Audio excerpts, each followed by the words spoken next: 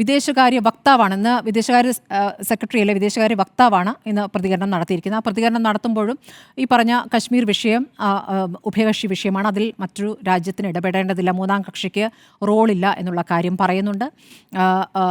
മാത്രമല്ല വ്യാപാര കരാർ റദ്ദാക്കുമെന്നുള്ള രൂപത്തിൽ അല്ലെങ്കിൽ എന്താണോ ട്രംപ് പറഞ്ഞത് അതിനെ തള്ളിക്കൊണ്ടുള്ള പ്രതികരണം നടത്തും. ഡൊണാൾഡ് ട്രംപിനെ വിദേശകാര്യ വക്താവ് തള്ളുന്നു. പക്ഷേ ഈ പ്രതികരണങ്ങൾ അതിശക്തമായി നമ്മൾ കേൾക്കാൻ ആഗ്രഹിക്കുന്നത് പ്രധാനമന്ത്രിയിൽ നിന്നാണ്. കാരണം അത്രയും ശക്തമായ, അതായത് നമ്മുടെ ഒരു നിലപാടിനെ തന്നെ ദുർബലപ്പെടുത്തുന്ന രീതിയിലുള്ള പ്രതികരണമാണ് ഡൊണാൾഡ് ട്രംപ് നടത്തിയിട്ടുള്ളത്.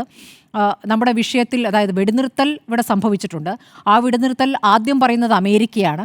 അപ്പോൾ അമേരിക്കയ്ക്ക് അതിൽ റോളില്ല എന്ന് പറയുമ്പോൾ അത് പ്രധാനമന്ത്രിയിൽ നിന്ന് അറിയാൻ സ്വാഭാവികമായും രാജ്യം ആഗ്രഹിക്കും. പ്രധാനമന്ത്രി അതേക്കുറിച്ച് വ്യക്തത വരുത്തുന്നില്ല. അമേരിക്കയോട് പറയുക എന്ന രൂപത്തിൽ തന്നെ അത് പറയാൻ എന്തുകൊണ്ട് പറ്റുന്നില്ല? എന്തെങ്കിലും ഒരു വിധേയത്വം അതിലുണ്ടോ എന്നുള്ള സംശയമുണ്ട്. കാരണം അമേരിക്ക ഡൊണാൾഡ് ട്രംപിനെ പ്രധാനമന്ത്രി അവിടെ പോയി കണ്ടതും ഡൊണാൾഡ് ട്രംപിൻ്റെ തെരഞ്ഞെടുപ്പിൽ ഇതുവരെ രാജ്യത്തെ ഒരു പ്രധാനമന്ത്രിയും ചെയ്യാത്ത രീതിയിൽ ഡൊണാൾഡ് ട്രംപിന് വേണ്ടി ഇവിടെ വോട്ട് ചോദിക്കുന്ന ഒരു രീതി പോലും നമ്മൾ കണ്ടിട്ടുണ്ട്. അബ് കി ബാർ ട്രംപ് സർക്കാർ എന്ന് പറഞ്ഞിട്ടുള്ള ആ പ്രചാരണം നമ്മൾ കണ്ടതാണ്.